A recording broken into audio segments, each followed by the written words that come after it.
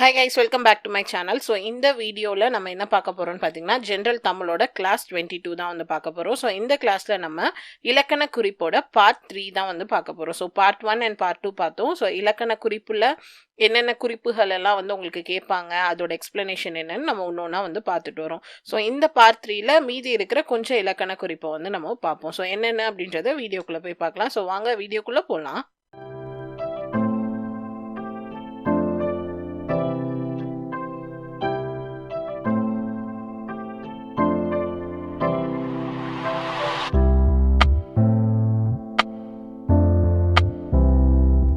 So நம்ம part 1ல் வந்து வியங்கோல் வினைமுற்றுனா என்ன அப்படின்னு சொல்லி பார்த்தோம். அதுக்கப்புறம் தொழிற்பெயர்னா என்னன்னு சொல்லி பார்த்தோம். நடுவில் வந்துட்டு பண்பு தொகைனா என்ன அப்படின்னு சொல்லி பார்த்தோம். ஸோ அதுக்கப்புறம் பார்ட் 2ல் வந்து உரிச்சொல் தொடர் பார்த்தோம்.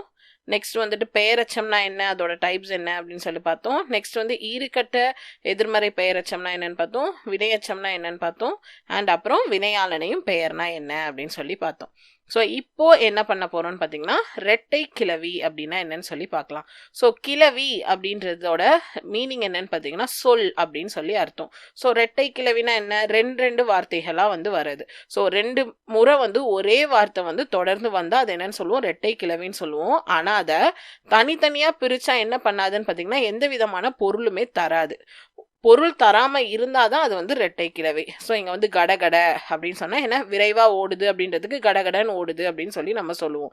ஆனா இந்த கட அப்படின்ற ஒரே ஒரு வார்த்தைக்கு மீனிங் இருக்கா அப்படின்னு சொல்லி பார்த்தீங்கன்னா கிடையாது. ஸோ இந்த மாதிரி 2 வார்த்தையை நம்ம சேர்ந்து சொல்லும் போது அந்த 2ஐயும் நம்ம பிரிக்கிற இடத்துல அந்த ஒரு வார்த்தைக்கு மீனிங் இருக்கா அப்படின்னு சொல்லி பார்த்தா மீனிங் இல்லைன்னா அது என்னன்னு சொல்லுவோம், ரெட்டை கிளவின்னு சொல்லுவோம். அதுவே அந்த 2 வார்த்தை சேர்ந்து வந்து அதை தனித்தனியாக பிரிக்கும் போது பொருள் தந்துச்சுன்னா அது என்னன்னு சொல்லுவோம், அடுக்கு தொடர் அப்படின்னு சொல்லி சொல்லுவோம். ஸோ பாம்பு பாம்பு, இப்போ பாம்பு பக்கத்தில் வரும்போது பாம்பு பாம்பு அப்படின்னு சொல்லி கத்துவோம். ஸோ அப்போ இந்த பாம்பு அப்படின்றதுக்கு மீனிங் இருக்கு. குமார் வந்து ஓடு ஓடு அப்படின்னு சொன்னா இந்த ஓடு அப்படின்ற வார்த்தைக்கு மீனிங் இருக்கு. ஸோ மீனிங் இருந்துச்சுன்னா அது அடுக்கு தொடர், மீனிங் இல்லைன்னா அது என்னன்னு சொல்றாங்க, ரெட்டை கிளவி அப்படின்னு வந்து சொல்றாங்க. அடுத்து வந்து வினைத்தொகை அப்படின்னா என்னன்னு சொல்லி பார்க்கலாம். ஸோ தொகையினால என்ன, ஒரு 2 சொல் வரும். அதை சொல்லோட இன்டர்லிங்க்ல பார்த்தீங்கன்னா சில காரியங்கள் வந்து மறைந்து வந்து வரும். ஸோ வினைத்தொகை அப்படின்ற இடத்துல என்ன ஆகும்னு பார்த்தீங்கன்னா, 3 காலங்களும் அந்த 2 சொற்களுக்கு இடையே வந்து மறைஞ்சிருக்கும். ஸோ 3 காலம்னா இறந்த காலம், நிகழ்காலம், எதிர்காலம். இந்த 3 காலங்களும் வந்துட்டு அந்த சொற்களுக்கு இடையில வந்து மறைஞ்சிருக்கும். மறைஞ்சு இருக்கிறது தான் என்னன்னு சொல்றாங்க, வினைத்தொகைன்னு சொல்றாங்க. ஸோ இப்போ அந்த 2 சொற்கள் இருக்கும் அப்படின்னு சொன்னோம்ல, அதுல முதல் சொல் என்னவா இருக்கும்னு பார்த்தீங்கன்னா வினை சொல்லா இருக்கும். அதுவே 2வது சொல் என்னவா இருக்கும்னு சொல்றாங்கன்னா பெயர் சொல்லா இருக்கும். ஸோ ஒரு வினை சொல் கூட வந்து ஒரு பெயர் சொல், இந்த 2மே வந்து 3 காலங்களையும் வந்து காட்டும். ஸோ 3 காலங்களை காட்டக்கூடிய எழுத்துக்கள் வந்து அந்த இடத்துல வந்து நடுவில் மறைஞ்சு வந்து வரும். இப்படி வந்துச்சுன்னா அது என்னன்னு சொல்றாங்க, வினைத்தொகைன்னு சொல்றாங்க. இப்போ சுடு சோறு, இந்த சுடு அப்படின்றது வந்து ஒரு வினை, ஒரு ஆக்ஷன் வேர்ப்.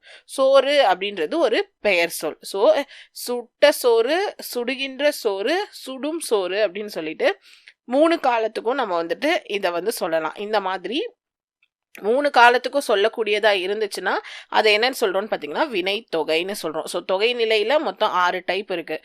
ஒன்று வந்து வினைத்தொகை, இன்னொன்று வந்து பண்பு தொகை. பண்பு தொகை நம்ம ஆல்ரெடி பார்த்துட்டோம். நெக்ஸ்ட் வந்து வேற்றுமை தொகை. ஸோ வேற்றுமை தொகை இன்னும் நம்ம பார்க்கணும், அது நான் உங்களுக்கு நெக்ஸ்ட் வீடியோவில் சொல்கிறேன். அடுத்து உவமை தொகைன்னு ஒன்று இருக்கு, உண்மை தொகைன்னு ஒன்று இருக்கு, அன்மொழி தொகைன்னு ஒன்று இருக்கு. ஸோ நெக்ஸ்ட் நம்ம என்ன பண்ண போறோம்னு பார்த்தீங்கன்னா உவமை தொகை அப்படின்னா என்னன்னு பார்க்க போறோம். ஸோ உவமை தொகை அப்படின்னாலே நம்மளுக்கு உவமை அப்படின்றதுக்கு மீனிங் வந்து தெரியும். ஒரு பொருளை வந்து இன்னொரு பொருளுக்கு வந்து ஒப்பிட்டு பேசுறது தான் நம்ம என்னன்னு சொல்லுவோம், உவமைன்னு சொல்லுவோம். ஸோ அந்த மாதிரி உவமை அப்படின்ற ஒரு சொல்லும் உவமிக்கப்படுற பொருளுக்குரிய அந்த சொல்லும் நடுவில் வந்து போல போன்ற அப்படின்ற உவம உருவு வந்து மறைஞ்சு வந்தா அதை வந்து உவமை தொகைன்னு சொல்றோம். ஸோ 2 வார்த்தை வந்து இருக்கு. ஒன்று வந்து உவமைக்குரிய பொருள் தர வார்த்தை, இன்னொன்று வந்து அதை வந்து உவமிச்சு சொல்ற பொருளோட வார்த்தை. ஸோ இது 2 இருக்கு. இந்த 2த்துக்கும் நடுவில் போல போன்ற அப்படின்ற வார்த்தை வந்து மறைஞ்சு வந்துச்சுன்னா அதை தான் என்னன்னு சொல்றாங்க, உவமை தொகை அப்படின்னு சொல்றாங்க.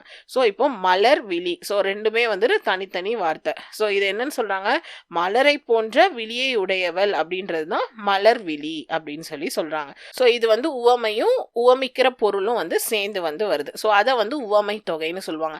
அப்படியே இதுக்கு இன்டர் ரிலேட்டடா இன்னொன்று வந்து இருக்கு. என்னன்னு பார்த்தீங்கன்னா உருவகம். ஸோ உருவகம் அப்படின்றது என்னன்னு பார்த்தீங்கன்னா உவமை உள்ள பொருளுக்கும் உவமிக்கப்படுற பொருளுக்கும் இடையில இருக்க வேறுபாட்டு நீங்கி ரெண்டுமே ஒரே உணர்வுள்ளதாக தோன்றி ஒன்றுபடுத்துவது தான் என்னன்னு சொல்றாங்க உருவகம்னு சொல்றாங்க.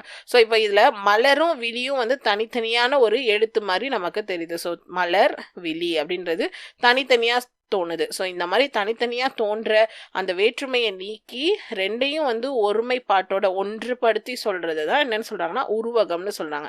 ஸோ இதுக்கு மோஸ்ட்லி பார்த்தீங்கன்னா நடுவில் வந்து ஆகிய அப்படின்ற உவம உருவு வந்து மறைஞ்சு வரும். ஸோ இதுக்கு எக்ஸாம்பிள் பார்த்தீங்கன்னா விழி மலர். ஸோ விழி மலர் அப்படின்னு சொல்லும்போது அது ஒரே சொல் மாதிரி இருக்கு. ஆனால் மலர் விழி அப்படின்னு சொல்லும்போது நம்மளே வந்து பிரிச்சு தான் சொல்றோம் மலர் விழி அப்படின்னு சொல்லிட்டு. ஸோ இப்படி ரெண்டா இல்லாம சேர்ந்து சொல்றது தான் வந்துட்டு என்னன்னு சொல்றாங்க உருவகம்னு சொல்றாங்க. ஸோ உவமை தொகையோட ஆப்போசிட்டா வருது. ஸோ அது போல போன்றன்னு வரும். இங்க வந்து ஆகிய அப்படின்ற உவம உருவு வந்து வரும். ஸோ இதுதான் வந்து ரெண்டுத்துக்கும் இருக்கிற டிஃப்ரென்ஸ். ஸோ நம்ம சேனலில் உங்களுக்கு 2 விதமான சயின்ஸ் மெட்டீரியலும் ஜியாகிரஃபிக்கு ஒரு புக்கும் வந்துட்டு லான்ச் பண்ணியிருக்கேன். ஸோ ஒரு வால்யூமில் ஃபிசிக்ஸ் வரைக்கும் கவர் ஆகும், 2வது சயின்ஸ் வால்யூமில் கெமிஸ்ட்ரியும் பயாலஜியும் கவர் ஆகும், அண்ட் இதில் வந்துட்டு ஜியாகிரஃபி வந்து உங்களுக்கு கவர் ஆகும். ஸோ எல்லாமே வந்துட்டு topic wise content, book back question, previous year question paper, do you knows எல்லாமே வந்துட்டு இந்த புக்கில் வந்து உங்களுக்கு கவர் ஆகிடும். ஸோ இந்த புக் இருந்தாலே உங்களால் இந்த சப்ஜெக்டில் கேட்குற கொஸ்டின்ஸ் எல்லாம் ஆன்சர் பண்ண முடியும். ஸோ அதுக்கான டீட்டெயில்ஸ் எல்லாமே வந்துட்டு உங்களுக்கு நான் வந்து வெப்சைட்டில் கொடுத்துருக்கேன். நம்ம வெப்சைட்லேயும் நீங்கள் பர்ச்சேஸ் பண்ணலாம், அமேசான்லேயும் பர்ச்சேஸ் பண்ணிக்கலாம்.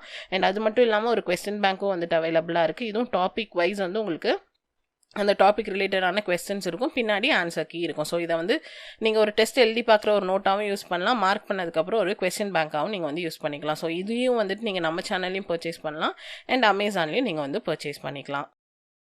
ஸோ நெக்ஸ்ட் வந்து தொகை நிலையில் இருக்க அடுத்த தொகை என்னன்னு பார்த்தீங்கன்னா உம்மை தொகை. ஸோ பண்பு தொகை பார்த்தாச்சு, வினைத்தொகை பார்த்தாச்சு, உவமை தொகை பார்த்தாச்சு.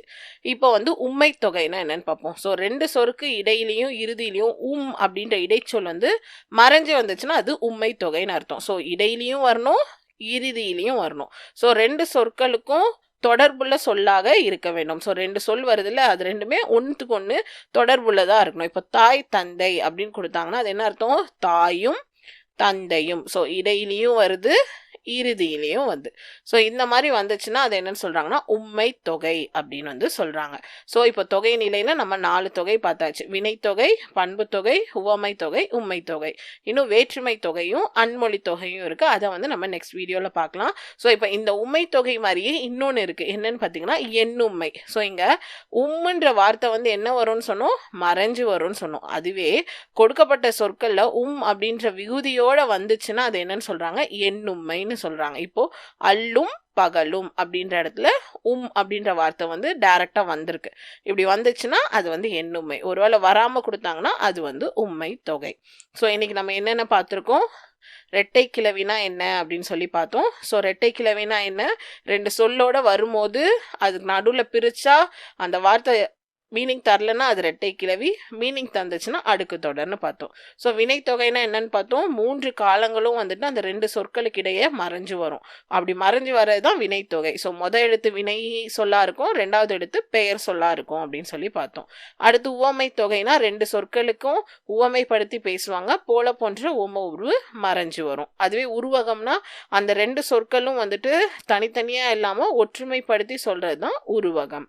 ஆகிய அப்படின்ற ஓம உருவு மறைஞ்சு வரும்.